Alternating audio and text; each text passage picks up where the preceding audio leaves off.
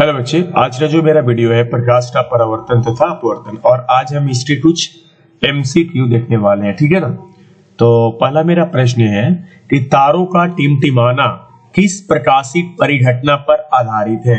आपका ऑप्शन है वायुमंडलीय परावर्तन, वायुमंडलीय अपवर्तन, प्रकाश का विवर्तन, प्रकाश का तरंग प्रकृति।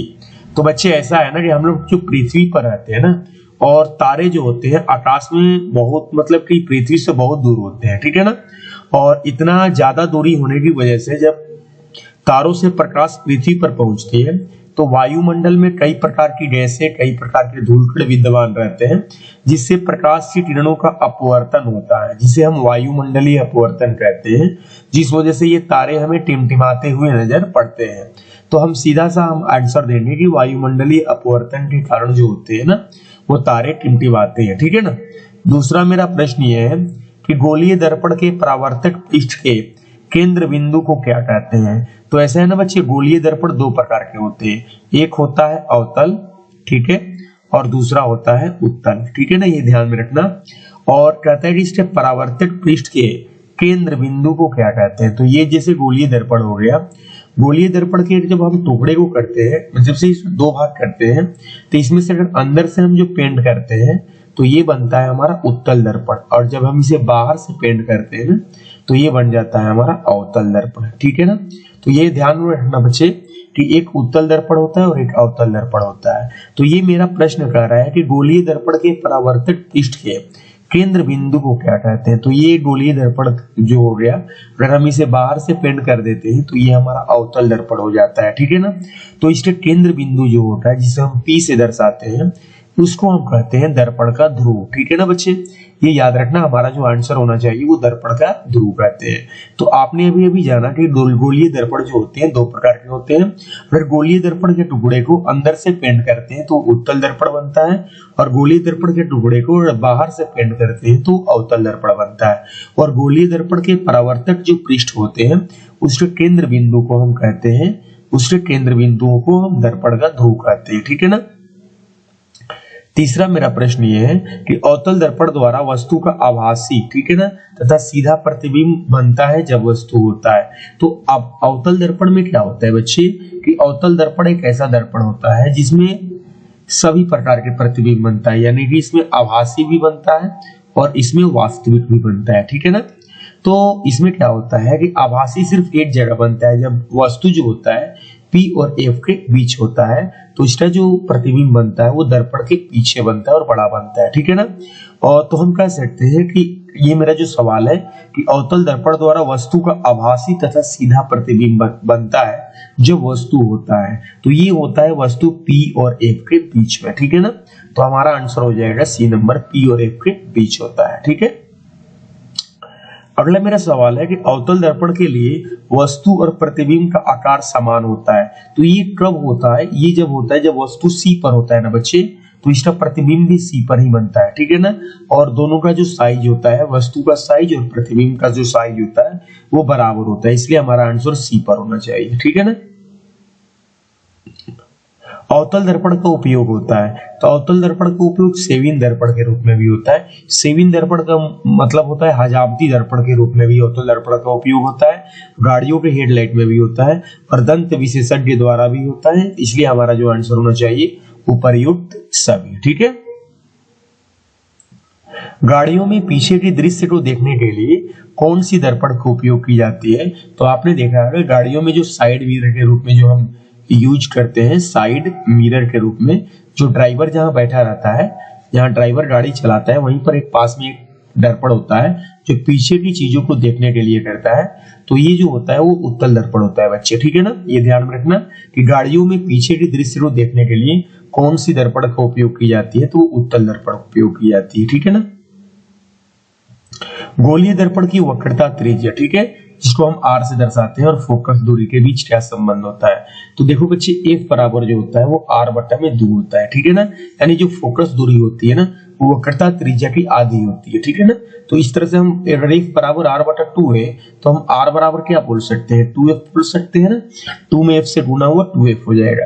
यानी जब हम कहते हैं कि फोकस दूरी वक्रता त्रिज्या की आधी होती है तो हम कह सकते हैं कि वक्रता त्रिज्या भी फोकस दूरी की दुगनी होती है। तो इस तरह से हमारा जो आंसर होना चाहिए वो बी नंबर होना चाहिए। ठीक है। अवतल दर्पण द्वारा किस प्रकार का प्रतिबिंब बनता है? तो मैंने पहले भी बताया कि गोलीय दर्पण के टुकड़े को अगर बाहर से आप पेंट करते हैं तो ये अवतल दर्पण बनता है। और अवतल दर्पण में क्या होता है बच्चे, इसमें आभासी भी बनता है और वास्तविक भी बनता है, दोनों प्रकार के प्रतिबिंब बनते हैं, ये याद रखेंगे आप। ठीक है। 20 सेंटीमीटर वक्रता त्रिज्या वाली किसी गोलीय दर्पण की फोकस दूरी क्या होगी? अभी हमने बोला कि F बराबर क्या होता है, R बटा में 2। ठीक है। तो R कितना दिया बच्चे, 20 सेंटीमीटर, तो यहाँ पर 20 हो गया और बटा में क्या हो गया, 2 हो गया। तो आप कटाएंगे तो इतना आंसर आ जाएगा 10 सेंटीमीटर। तो इस तरह से हमारा बी नंबर आंसर हो जाएगा। ठीक है। निम्नलिखित में कौन सा दर्पण सूत्र है? तो दर्पण सूत्र होता है 1/v प्लस 1/u बराबर 1/f। अब चेक कर लीजिए कहां पर है। तो हमारा जो आंसर होना चाहिए 1/v प्लस 1/u बराबर 1/f, जहां u v जो होता है बच्चे वो होता है प्रतिबिंब दूरी। याद रखेंगे क्या होता है, प्रतिबिंब दूरी। और जो u होता है वो होता है वस्तु दूरी और जो f होता है वो होता है फोकस दूरी। ठीक है ना। कहते हैं कौन सा लेंस सूत्र है? तो लेंस सूत्र होता है 1/v माइनस 1/u बराबर 1/f। अब चेक कर लीजिए कहां पर है, तो आपका पहला आंसर हो जाएगा। ठीक है। कांच के स्लैब पर ऊपर से देखने पर अक्षर उठे हुए प्रतीत होते हैं और यह किस प्रकाशिक परिघटना पर आधारित होते हैं? जैसे आप कोई टेबल पर बैठे हुए होते हैं, टेबल पर ये आप कांच रख देते हैं शीशा, तो इस पर कोई लिखावट वाली जो चीजें होती है तो आप देखेंगे कि वो थोड़ा उठी हुई होती है। तो होता क्या है ना बच्चे कि प्रकाश की जो किरण होती है हवा से कांच में जाती है। तो ठीक है, जब एक माध्यम से दूसरे माध्यम में जाएगी तो उसमें किरणों का क्या होगा कि वो अपनी दिशा में मतलब कि उसकी दिशा में परिवर्तन होगा। तो इस दिशा में परिवर्तन को ही हम कहते हैं प्रकाश का अपवर्तन। ठीक है ना। इसलिए हम कह सकते हैं कि ये जो घटना होगी वो प्रकाश के अपवर्तन की वजह से होगी, क्योंकि प्रकाश की किरण हवा से कहां जा रही है, कांच में जा रही है। ठीक है ना। चलिए, यानी भिन्न भिन्न माध्यम हो गई ना। पानी में आंशिक रूप से डूबी हुई पेंसिल मुड़ी हुई प्रतीत होती है। सीधी सी बात है कि आप हवा से प्रकाश किरण कहां जा रही है, पानी में जा रही है। जैसे ये कोई ग्लास हो गया, ठीक है ना, और इसमें पानी रखा हुआ है और प्रकाश किरण ये हवा है तो हवा से पानी में जाएगी, यानी एक माध्यम से दूसरे माध्यम में जाएगी। जब एक माध्यम से दूसरे माध्यम में किरणों को जाने की बात होगी ना तो सीधी सी बात है कि वो प्रकाश का अपवर्तन हो जाएगा। ठीक है ना। इस तरह से आप समझ सकते हैं। कौन सी भौतिक राशि की इकाई नहीं होती है? तो लेंस की क्षमता का बच्चे हम जानते हैं ना, डाइऑप्टर होता है। क्या होता है, डाइऑप्टर। ठीक है। फोकस दूरी का क्या होता है बच्चे, मीटर होता है। ठीक है ना। प्रकाश की चाल का क्या होता है, मीटर प्रति सेकंड, ये भी बोल सकते हैं ना, SI मात्रक। लेकिन अपवर्तनांक का कोई इसका मात्रक नहीं होता है, इसलिए हमारा जो आंसर होना चाहिए सी होना चाहिए। ठीक है ना। अपवर्तनांक बराबर होता है निर्वात में प्रकाश की चाल बटा में उष्मालय में प्रकाश की चाल। निर्वात में प्रकाश की चाल कितनी होती है? तो ये होती है 3 × 10⁸ मीटर प्रति सेकंड। ठीक है ना। लेंस की क्षमता का SI मात्रक, अभी थोड़ी देर पहले मैंने बोला कि लेंस की क्षमता का जो SI मात्रक होता है वो होता है डाइऑप्टर। ठीक है ना। उत्तल दर्पण में किस प्रकार का प्रतिबिंब बनता है? तो उत्तल दर्पण में क्या होता है ना बच्चे, इसमें सिर्फ और सिर्फ आभासी प्रतिबिंब बनता है। आभासी प्रतिबिंब क्या होता है बच्चे, ये हमेशा सीधा बनता है, वस्तु से हमेशा सीधा बनता है। ठीक है ना। तो ये याद रखना, उत्तल दर्पण में केवल आभासी प्रतिबिंब बनता है। ठीक है ना। चलिए, स्नेल का नियम संबंधित है। तो जब आप प्रकाश का अपवर्तन पढ़ेंगे ना बच्चे, प्रकाश का अपवर्तन, तो जब आप प्रकाश का अपवर्तन पढ़ेंगे तो इसके 2 नियम है। कितने नियम है बच्चे, 2 नियम है। तो जब दूसरा नियम देखोगे ना तो दूसरा नियम ही होता है प्रकाश के अपवर्तन, मतलब कि स्नेल का नियम होता है, जो कि होता है sin I बटा में sin R बराबर कांस्टेंट। ठीक है ना, ये याद रखना। किसी उत्तल लेंस की क्षमता 2 डाइऑप्टर है तो इस लेंस की फोकस दूरी क्या होगी? अभी अपने मैंने बोला कि F बराबर R बटा में 2 होता है। ठीक है ना। और ये तो फोकस दूरी बराबर वक्रता त्रिज्या की आधी होती है, तो मैंने बोला। यहाँ पर क्षमता वाला सवाल है तो हमारा P बराबर हो जाएगा 1/f। ठीक है ना। ये इस फॉर्मूले पर बनाएंगे तो P बराबर 1/f हो जाएगा। तो हमारा F बराबर क्या हो जाएगा बच्चे, 1/p। तो 1/p का मान कितना है बच्चे, 2 है, तो 1/2 हो गया। तो 1/2 मीटर में हो गया यहाँ पर। ठीक है ना।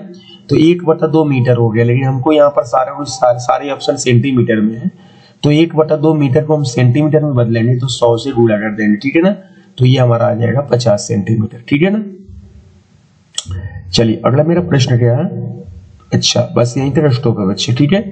तो अगर आपको ये सारे क्वेश्चन समझ में आ रहे होंगे तो प्लीज आप चैनल को सब्सक्राइब कर दीजिएगा, और आप इस चैनल पर नए होंगे तो आप जरूर से जरूर चैनल को सब्सक्राइब करिएगा और अपने दोस्तों को भी शेयर कर दीजिएगा, ठीक है ना। धन्यवाद।